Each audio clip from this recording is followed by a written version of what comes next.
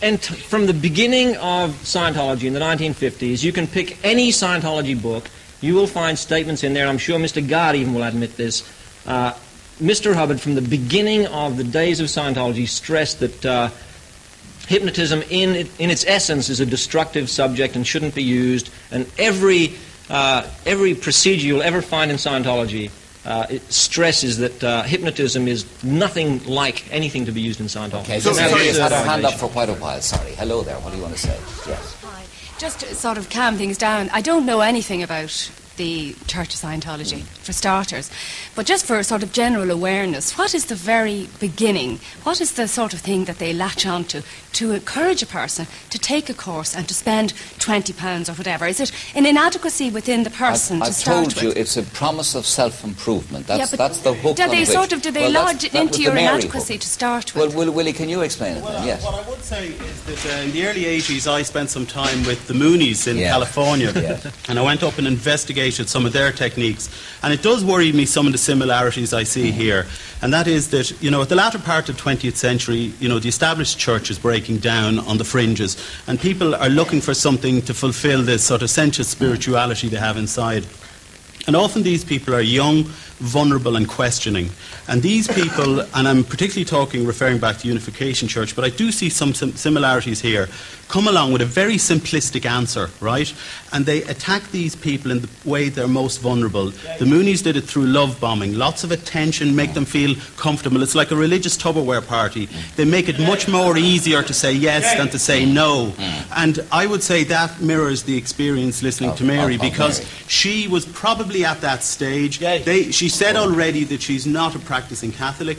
She found a simple answer. She got in. Now she's back out. And I wonder now, Gay, what is her religious beliefs now that she's out of the church? In a word, Mary, are you back to Holy Mother Church? No, because of the pressure brought to bear on me by Scientology to attend all these meetings at weekends and during the week. I have a very, very busy work schedule, and I spend all my free time going in on course. So what are you now? What's your basic now, belief I believe there is a God, yes. I see. Can we clear up a couple of things about Mary? No, there is a God, but not a Catholic God. It is the God of Catholics and Protestants. What is this about you? Why were you sent to a doctor at one stage? Oh, I was sent to a doctor before I did what was called the Purification Rundown. Yes, and then it's the first step on the bridge. But you found you were not allowed to go to your own GP. I asked to go to my own GP. I wasn't allowed. And you were sent to another doctor. I was sent to a doctor who was not registered with the Irish Medical Council. Is this so, Kieran? I believe this is Mary's story. I see. Well, it's true. Yes, you may say something, yes. I'm a Scientologist and I have been since 1990.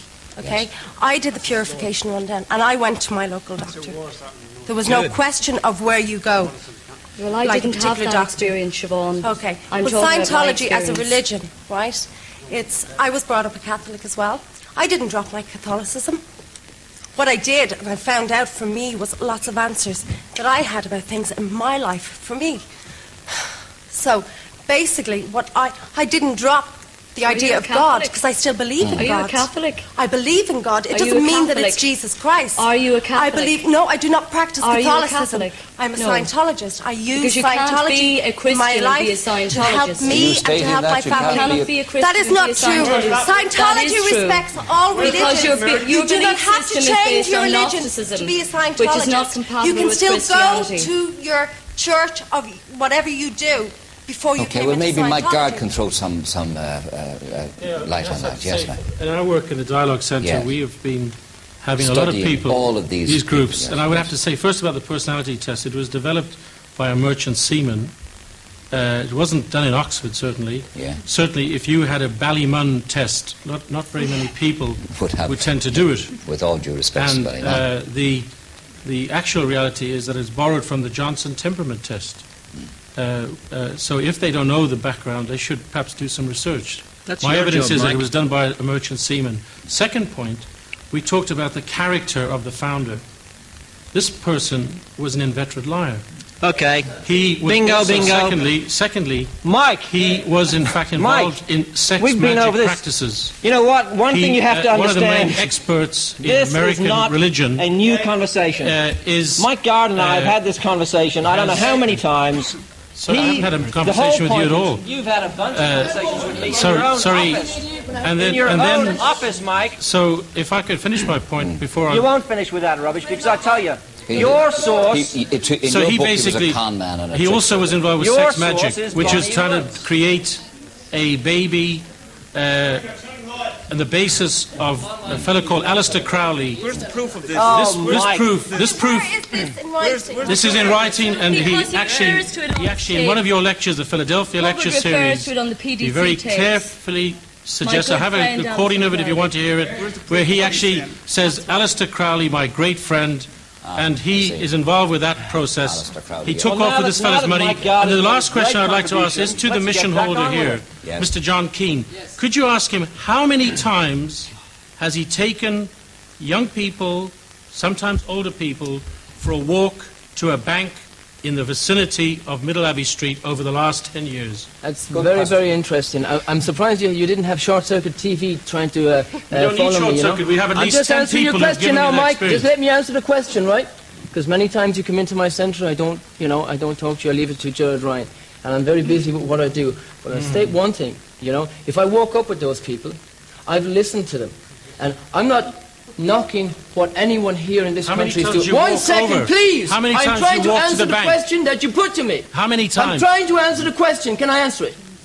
Certainly. Thank you. That's what I'd like you to do. Now, How many times? I would do that maybe once, twice. It could be 3 times in a month, in a week, or whatever. As many times as if a person is going up to a bank machine and they want some... And they want to get money out. I can walk up with them, or maybe I don't. I see. But what? Can I just? Do you do that in Cleary's with the manager as well? Stephen O'Brien, quite so fair. Stephen O'Brien at the Indo, yeah. Gay, I have not read or spoken to Bonnie Woods. So, I mean, when I approached, I did a series of articles on a range of new religious movements last October in the Indo.